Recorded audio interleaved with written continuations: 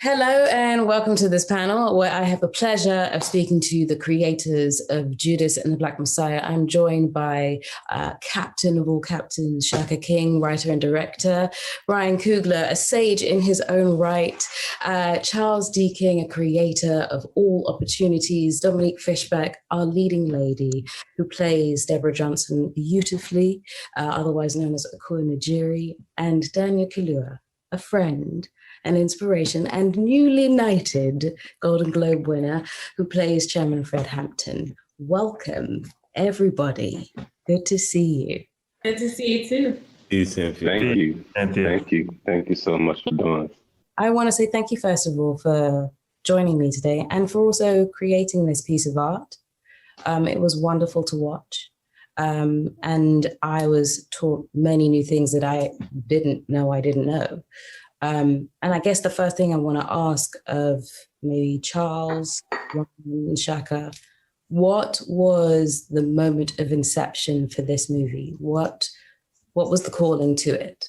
Lucas Brothers in 2016 came to me and they said, we want to make a movie about Wayne O'Neill and Fred Hampton that we envision as the departed in the world of COINTELPRO.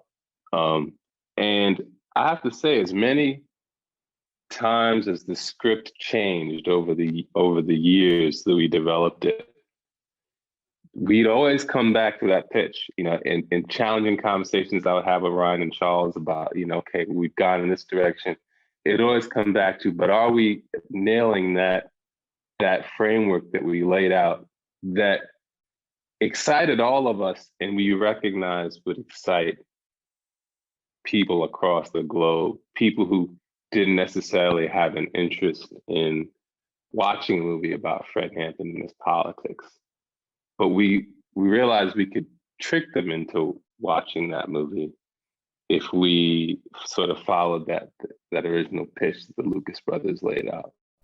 Within this decision to make it, was there also a conversation about the story that you get about these two men, because even in this relationship, I felt a great sense of sympathy for Wayne, as well as a great loss when we discover how vital Chairman Fred was for everyone, and how, I guess, there's a story of betrayal. There is the Judas and Messiah in this very strongly, but you also managed to put across a sympathy for a man who is searching also. I mean, I think that came from, so you come at it from the, okay, this is a movie that would be exciting for people to watch. And then, you immediately think, okay, well, how is it politically advantageous to go to operate within that framework? Mm-hmm. And you start to think about ways in which you could make it so. And what we realized ultimately was that this was a movie about two different men who both were seeking freedom and power and had very different definitions of what those things were and how to go about attaining those things. Mm-hmm. And once you start to approach it from that perspective, then you're able to draw out all the things that you're referencing, and kind of speak to some bigger ideas and make a movie that I think ultimately honors the politics of Chairman Fred Hampton in the Illinois chapter without making something that's didactic. And I would like to ask of Dominique and Daniel, when this script comes to you and you read it, what are your first thoughts about it? How do you feel you can connect with each character? Is there fear? Because I get asked this question a lot when you're playing people who already have existed and have graced the earth already. Do you feel the fear first, or do you feel the responsibility? When I first read this script, I was just blown away by Chairman Fred and blown away by his words. I didn't read it as a film. I was just reading him and retaking in those ideas, and I was kind of a bit.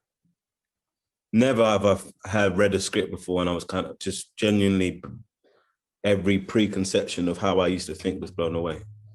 And saying it was just like, what is this? Then on the second read, I read it as a film.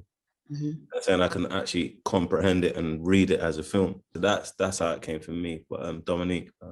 Really, I was kind of shocked because they had emailed me and said that, you know, Daniel O'Keefe was attached, Shaka wrote this, and Ryan and Charles were already attached to the project, and Shaka wanted me for Deborah Johnson. So I was a bit confused. I'm like, how does Shaka know me? You know, like is it for me, or do I have to like fight for this role, or what's going on? So when I met Shaka and he said, oh, I wrote it for you, I was completely like shocked, but it also gave me a sense of like alignment, because I always cared about the Black Panther Party. I was writing my own like romance, Romeo and Juliet meets the Black Panther Party.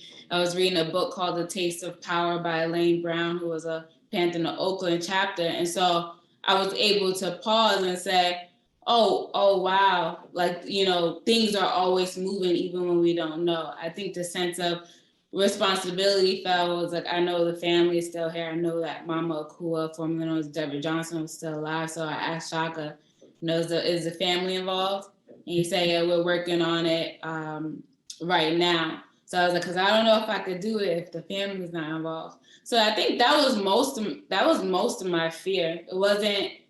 I already knew that these great people were attached to it. When I read the script, I was leaning forward, so I was excited about that. And my fear was like, what if the family doesn't come on? Am I gonna be able to? And then we went to Chicago, sat around a table for over 7 hours, and they were still trying to decide if they were gonna be a part of it. And then Shaka text like, oh, the family is gonna be a part of it. Then it was another time where it's like, oh, we don't know anymore. And I'm like, I'm shook, because we can't sit in these people's houses for this long, and they're telling us their fears, their concerns, their experiences, and then we just say, all right, well, we're doing this. So I was really having a hard time with that.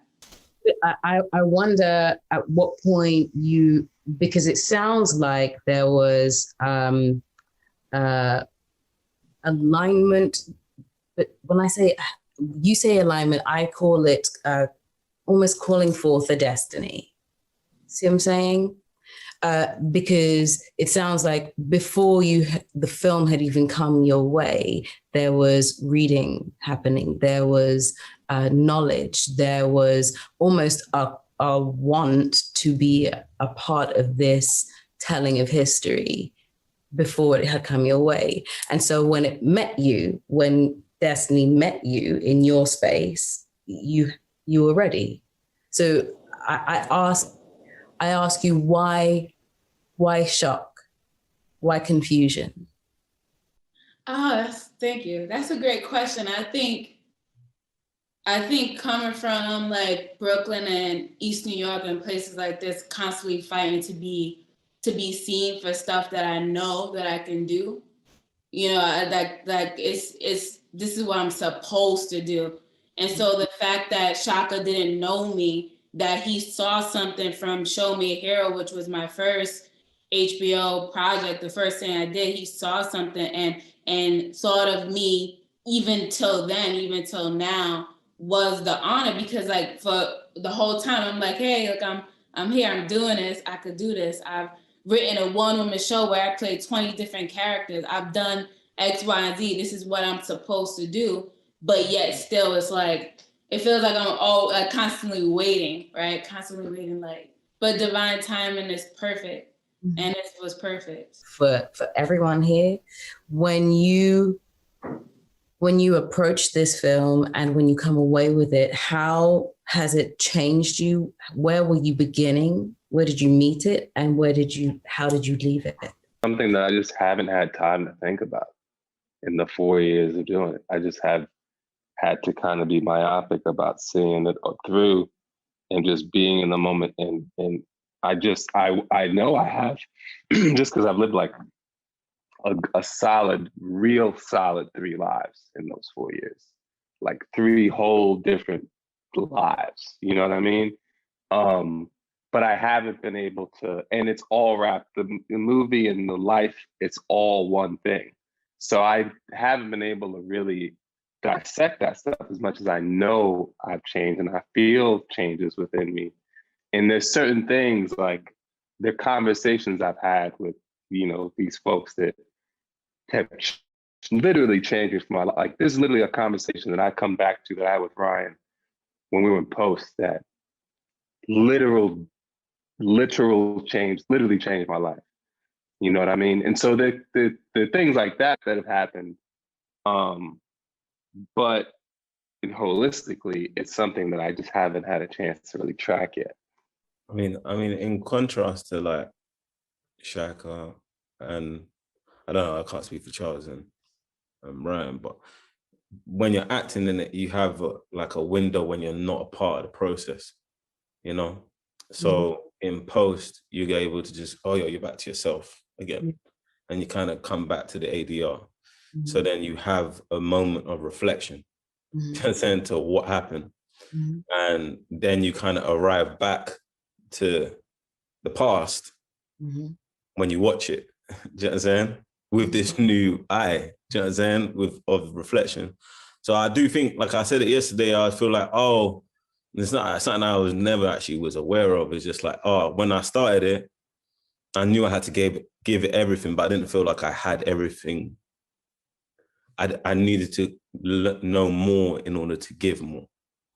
So I grew more. And then for me, it's just like, for me personally, it's like engaging how I give is, I need to really look at that. You know what I'm saying?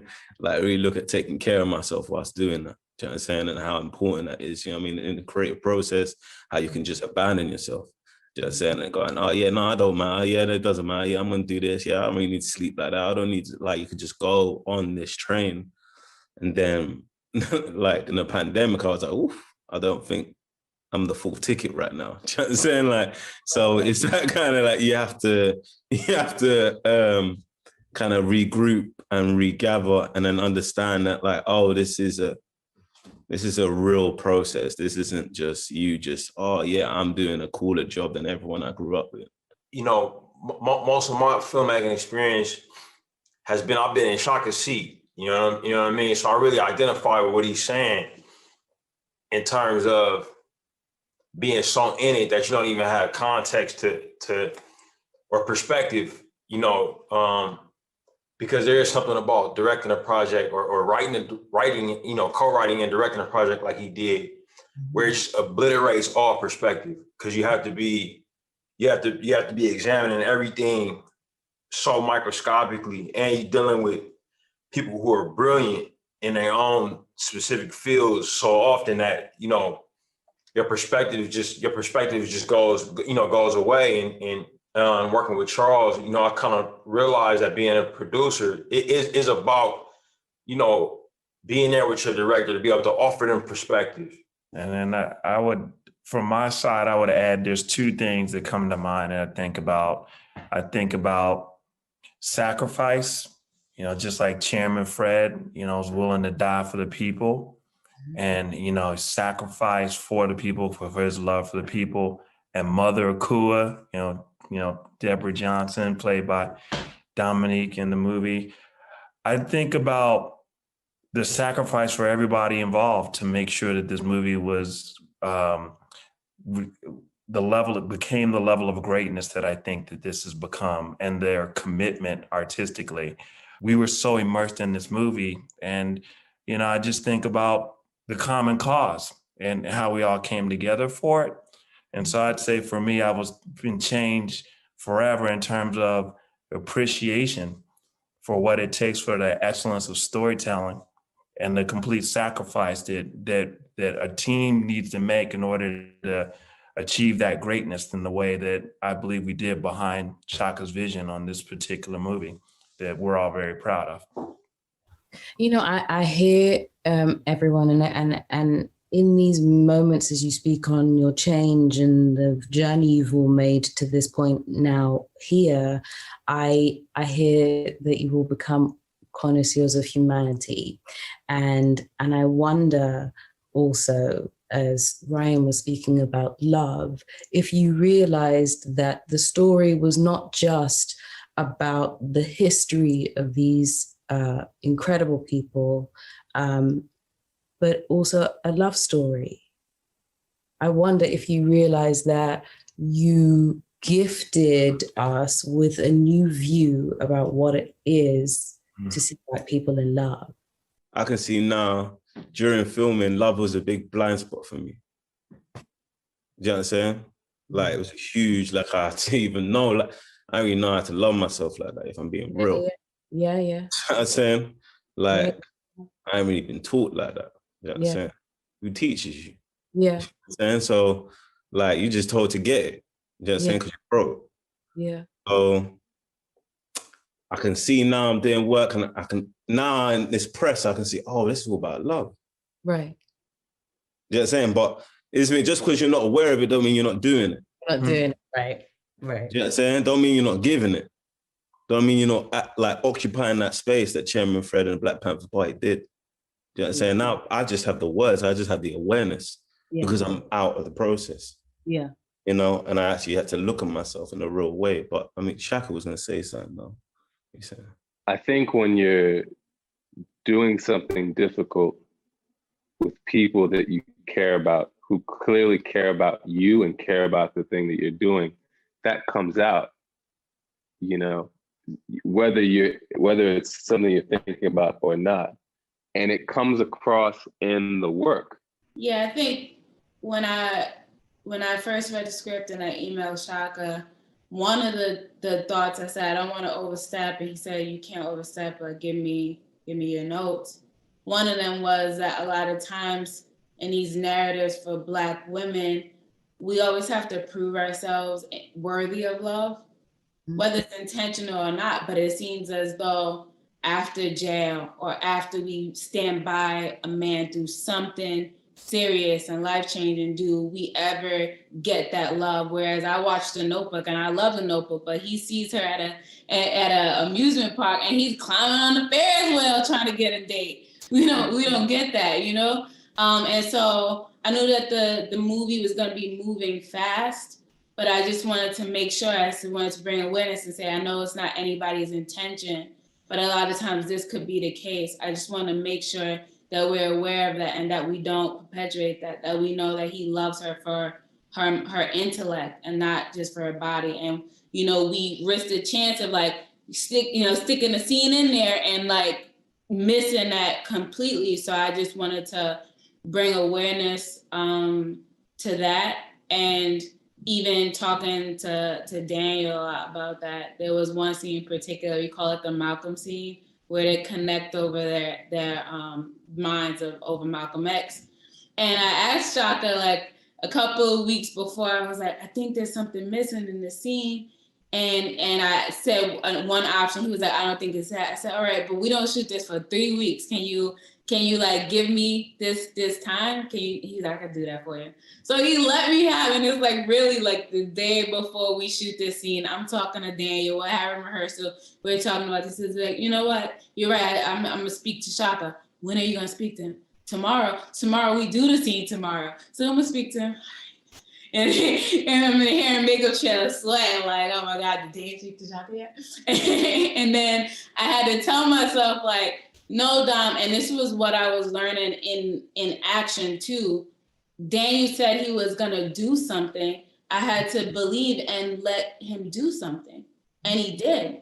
He said he was gonna speak to him and he did. So that also gave me a sense of trust, right? And then we're speaking to Shaka and we're trying to figure it out. And I said, well, this is why I listen to Malcolm X in the morning. And Shaka's like, that's it. We're putting it in, right? So like there was a level of celebration to my thoughts and to the ideas that I wanted to bring forth. They were never like cast to the side. It was always like, yeah, or here's why this. As you travel with this film, as people watch it, as people get to know it, as people get to know you all, what do you want? And I know it's a cliche question, but I always am interested in hearing, what do you want people to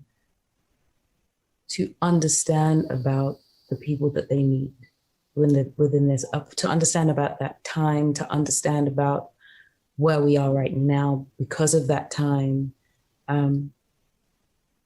What do you want people to take away when they watch this? Just that we have to be more discerning, I guess, with the information that we take, because they were teenagers at the end of the day, like kids, fighting against this superpower, and was terrorized and killed and all of these things. But we get taught a different thing, and because they were so mature and they were taking on this particular, I guess, I don't know, topic that we assume that they're much older than what they are. So when we think about them as kids, I'm hoping that the youth could see themselves a little bit more, and that when we look at Chairman Fred, we think he's this giant, and he is, but then when we get these intimate moments, we get to see the humanity, and maybe somebody could say, oh, I see myself there, or I see myself there. What does it mean to attempt to get here in service of the people? Yes. For me, I always say this, and I just feel this, but I think on this film it's a bit more. I think I want them to take it. I want them to want to take it. Mm-hmm. You know, I don't feel entitled to that. Like, you know what I'm saying? It's like there's a lot of films I've watched. I'm like, yeah, I'm not telling anyone I've seen that. Not because I didn't like it, because it was just did nothing for me. You know what I'm saying? And so for me, that is a privilege in itself, to want to take it. Mm-hmm. And then for me, it's about seeing the truth, man. It's the truth that these people loved and they helped, and they helped their own communities. And for me, it's like, how I see it is that you make art for people to make people that are actually on the front line, that have these politics, that have these perspectives, that make their lives, make them feel seen and heard, so that they feel like, yeah, I'm gonna keep doing what I'm doing. I'm not alone here. Mm-hmm. You know what I'm saying? It's how I see my function in the grand scheme of oneness. You know what I'm saying? So it's like kind of like, yeah, it's that like showing that these people poured into their own community. And also it speaks to something that Ryan said to me the very first time he spoke to me about this film, and this union, you know, and showing the possibility of forces coming together. Do you know what I'm saying? And the power of that, you know, and he said it in a lot of contexts in a very short amount of time, because Ryan's really good at that, saying a lot of things in like 2 seconds. Like, you know what I'm saying? But it's that it made me understand that, like, that's what really spoke to me, the intention of this. You know what I mean? It's about uniting together and how strong we are together. Yeah. You know, it's and it sounds cliche, but it's the real. Do you know what I'm saying? Mm-hmm. Like, and yeah, so that's for me, it's for me, yeah. Thank you, Dominique. Thank you, Daniel. Thank you, Charles. Thank you, Shaka. Thank you, Ryan. This was most wonderful, and congratulations on an incredible film. I hope many people do want to take it, and I hope many people do see the celebration of love that it is, and the sadness that we should have for not having these people, but the celebration that we should have because they existed and they put forth their time for us. Thanks, Cynthia. Thank you so much, Cynthia. Thank you.